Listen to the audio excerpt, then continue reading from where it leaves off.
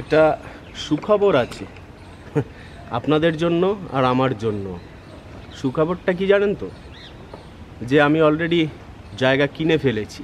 আমি আসলে কোনো কাজ সম্পূর্ণ সাকসেস না হলে আমি সে কাজের খবর কাউকেই দেই না। আমার টার্গেট ছিল যে আমি যখন কেনা হয়ে যাবে তারপরেই সবাইকে জানাবো। আর আপনাদের জন্য এটা সুখবর কেন, সে প্রশ্ন তো হতে পারে, তাই না? তো সেটা হলো যে আমি বৃন্দাবনে থাকা মানে আপনাদের কাছে ভিডিও যাবে বৃন্দাবনের, তাই না? এটাই হলো আমার প্লট। আর এখানেও একজন নিয়েছে, ওনার কাজ চলছে। তো আমার তো সবে রেজিস্ট্রি হলো, এবারে আমাকে আস্তে আস্তে কাজ করতে হবে এখানটা। আর এটা ওই যে রোডটা ওপারে ধুধু করছে, ওটা হলো বারসানাতে যাওয়ার রোড, রাধারানীর বাড়ি। আর ওই একই রোডেই শ্রীকৃষ্ণের বাড়ি পড়বে, এখান থেকে 20 কিলোমিটার দূর। আর রাধাকুণ্ড এখান থেকে কিছুটা দূর। তো এই হলো পজিশন। তবে এখানে জমি নিতে গেলে কিন্তু একটা জিনিস ফলো করতে হয়, সেটা হলো মিষ্টি জল ওঠে কিনা। কেন কি এখানে মাটির নিচে জলে প্রচুর নোনা থাকে।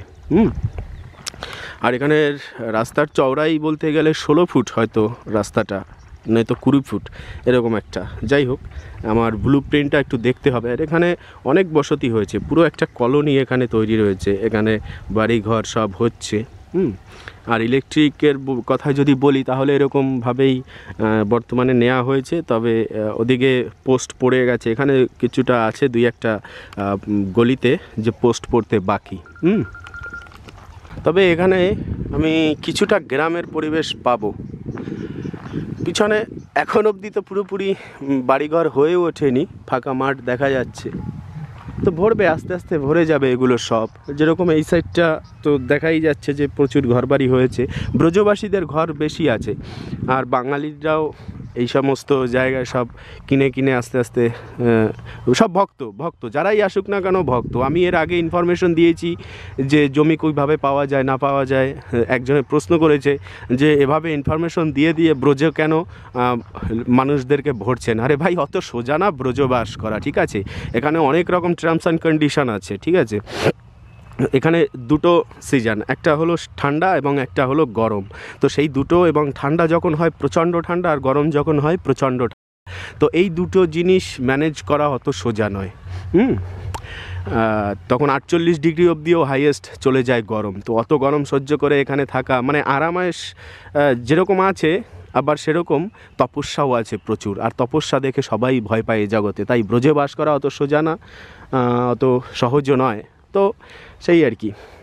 এখন তো দেখা যাচ্ছে এই যে গাছগুলো, এটা 20 ফুট সম্ভবত রাস্তাটা চওড়া, 20 ফুটের। হ্যাঁ, মনে পড়লো এবারে, 20 ফুটের। তো হয়তো 5 বছর না, 1-2 বছর পরে আর এসব কিছু চেনা যাবে না, পরিবেশ পাল্টে যাবে। আর এখানে আশা করি রাধারানী কৃপা করলে আমারটাও এখানে দাঁড়িয়ে যাবে সে সময়। আর দেখাবো আস্তে আস্তে কত দূর আমি এখানে কাজ করলাম না করলাম। কেন কি আমাকে যারা ভালোবাসে, ইউটিউবের ভিডিও যারা দেখে, তাদেরকে আপনাকে ইনফরমেশন দেবো না, এটা তো হতে পারে না। আমি যতটুকুই যা এখানে কাজকর্ম করি না করি, বাড়িটা কত দূর করি। আর এখানে কিন্তু একটা সুবিধা, আমি বৃন্দাবনে শুধু যে ভজনের জন্য করেছি তা না, ভজন তো আছে, আর আমি তো ভৌতিক চিন্তাধারাও আমাদের মধ্যে থাকে, তাই না, কম বেশি। সেটা হলো এই ইউপি স্টেট, এখান থেকে পুরো ভারতবর্ষের সব কিছু কাছাকাছি পাওয়া যায়। যেরকম ধরুন এখানের থেকে মিরাট, অরুণাচল প্রদেশ, উত্তরাখণ্ড, তারপরে গুজরাট, রাজস্থান, কলকাতা, তারপরে গয়া, অমুক সমুক, যতই যা বলেন না কেন সব কিন্তু কাছে এখান থেকে। আর আমাদের কলকাতা থেকে অনেকটাই দূর যদি গুজরাটে আপনি যেতে চান, মানে এপার ওপার একটা ব্যাপার হয়ে যায়। আর এখানে হলো মিডিল সেন্টার, তো মিডিল থেকে সব কিছু কাছে পাওয়া যায়, এই কারণে এখানে বাড়িটা করা একটা সুবিধে। আর তারপরে আস্তে আস্তে শিফট হওয়ার। হ্যাঁ, কলকাতায় বাড়ি আছে, কলকাতা আমার 4 কাঠার উপরে বাড়ি। তো সেখানের বাড়ি বলতে কি বলবো, একটা বাড়ি পাকা বাড়ি করে অর্ধেক কাজ করে রেখে দিয়েছি। একা মানুষ, একাই সব কিছু করতে হয়। আমার আর ভাইটাই তো নেই, সেহেতু ওখানে ওটাও আমার বাবার তো চারানা পয়সাও আমি জীবনে পাইনি আর নেইনি, সে এক ইতিহাস, সেটা পরে বলবো। তো আমার পরিশ্রমেই সব কিছু করা। কলকাতার বাড়িটাও আর এটা যে হচ্ছে এখন এটাও। মজার বিষয় কি জানেন তো, মানুষ বাড়ি করে তারপরে গাড়ি করে, আর আমি কি করেছি জানেন তো, বাড়ি করার আগে একটি গাড়ি জোগাড় করে নিয়েছি। একজনে এখানে বলছিল যে এই গাড়িটা আমি চেঞ্জ করব, ছেড়ে দেবো। আমি বলছি ভাই আমাকে দিয়ে দাও, আমি তোমাকে কিছু টাকা পয়সা দিয়ে দিচ্ছি। তো নিলাম মাত্র 17,000 টাকায় এই গাড়িটা নিয়ে নিলাম, কিন্তু অথচ আমার কোনো বাড়ি নেই, শুধু জায়গা পড়ে আছে। এবারে গাড়ি রাখার ব্যবস্থা, এখানে রিলেটিভ আছে কিছু, তাদের বাড়িতে গাড়ি রেখে কলকাতায় যেতে হবে কাজবাজের জন্য। আর এখানে আমার যখন কমপ্লিট হবে তখন আবার সব ঠিক হয়ে যাবে। তো যাই হোক, এখন কাজ তো চলতে হবে, যেহেতু ভিডিও শ্যুটের জন্য আমার এই রথটা অতীব প্রয়োজন ছিল, সেই কারণেই আগে এটা নেওয়া।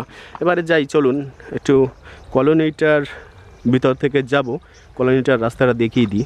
আর সামনেই ওদিকটা রয়েছে পরিক্রমা মার্গ, মানে পরিক্রমা মার্গ বলতে রাধাকুণ্ড যে পরিক্রমা, গিরিগোবর্ধনের পরিক্রমার রোড রয়েছে, জাস্ট এখান থেকে একটুখানি বাদিকে গিয়েই গিরিগোবর্ধন। আর এখান থেকে তাকিয়ে পড়লে কিন্তু কুসুম সরোবরের চূড়া দেখা যায় ওখান থেকে।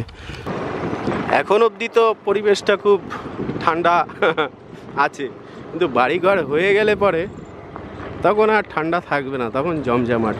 তবুও সর্বদা কিন্তু বৃন্দাবনের পরিবেশ, রাধাকুণ্ডের পরিবেশ ঠান্ডাই থাকে।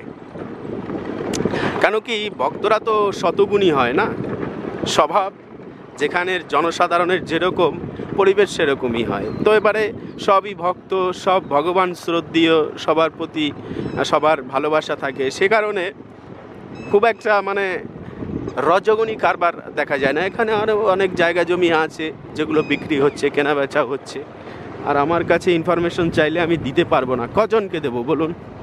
লাখ লাখ মানুষের কমেন্ট আসে, তারা মেসেজ করে, মেল করে জমির দেখানোর। আচ্ছা, এটা হলো পরিক্রমা মার্গ, মানে গোবর্ধন পরিক্রমা মার্গ। তো এবারে আমি বেরিয়ে গেলাম আমার প্লট থেকে, এবারে যেতে হবে। দেখুন রাস্তার ধারে গাছগুলো কত সুন্দর লাগছে, তাই না? এই যে নিম গাছগুলো দেখুন তো কত সুন্দর, একদম শান্ত পরিবেশ, রাস্তাঘাট সব কিছু। এখানে কিন্তু স্কুটি, বাইক, গাড়ি চালিয়ে খুব মজা, মানে ট্রাফিক জ্যাম নেই তো, অতএব তেমন কোনো চিন্তা ভাবনাই নেই।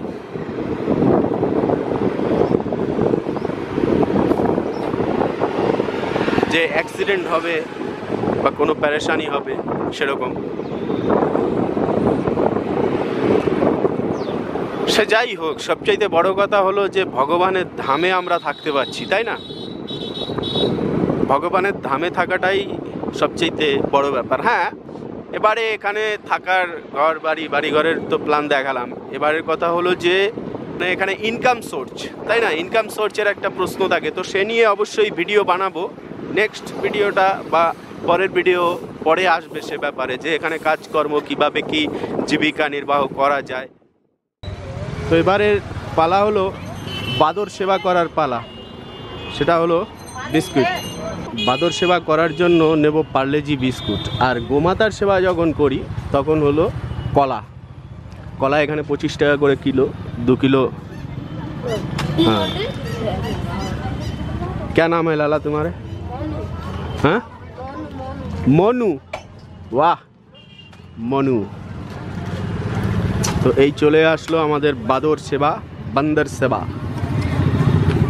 এরকম টিক্কির মধ্যে কলা, বিস্কিট থাকে, আর যেখানে বাদরের ঝুঁড দেখি সেখানে দাঁড় করিয়ে বাদর সেবা করা হয়।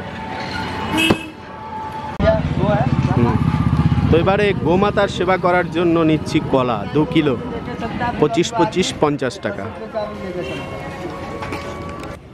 हाँ, बस रख दीजिए इसके अंदर, बस हो गया। पैसा देनी है?